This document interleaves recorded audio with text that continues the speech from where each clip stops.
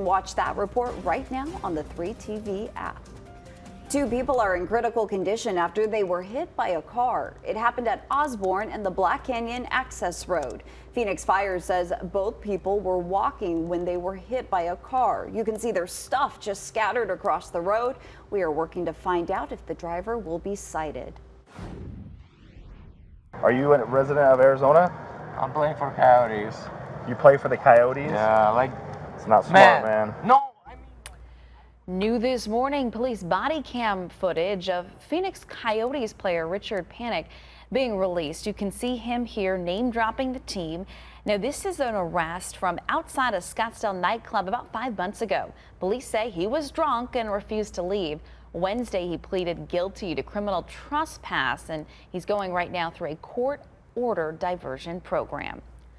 Well, the opioid crisis really affects so many Americans all across the country. It doesn't matter how much money you make, where you grew up, your profession, if you're on the streets, if you're living in a fancy house. I mean, unfortunately, this crisis, it affects so many people, sadly, each and every day. So a local news anchor in South Dakota says the opioid crisis has changed her life forever.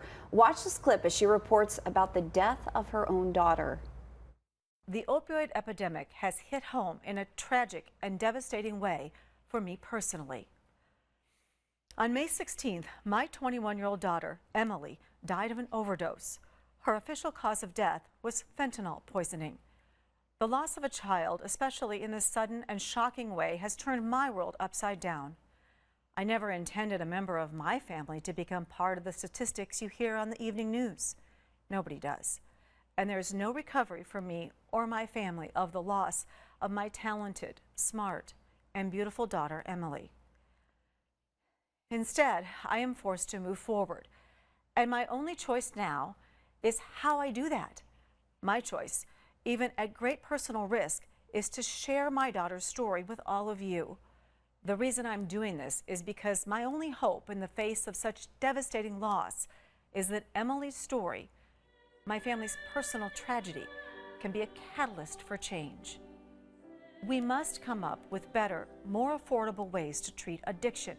We also need to abolish the stigma that prevents many from seeking help, including my daughter.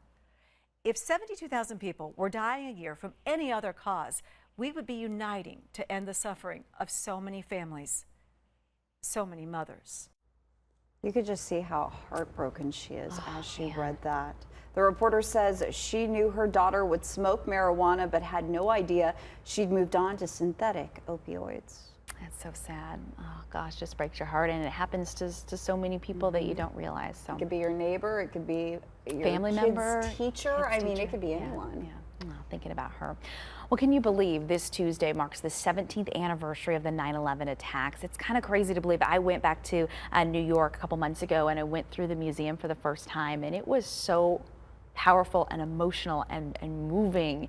It seems like it was just yesterday, even though it was 17 years ago, you know? A very sobering experience when you walk through that memorial and that museum, no doubt. Yeah, very heavy. And today, one group here in the Valley already preparing for that somber anniversary. They're in Tempe, starting on what's called the Healing Fields. Our Carla Navarrete is live at the Healing Fields this morning. Good morning to you, Carla. Yeah, good morning to you, ladies. As you mentioned, Healing Fields here in Tempe. This has been a tradition here in the Valley ever since September 11th. Deborah Onken is with me this morning. She's one of the many volunteers who headed out here this morning to make sure to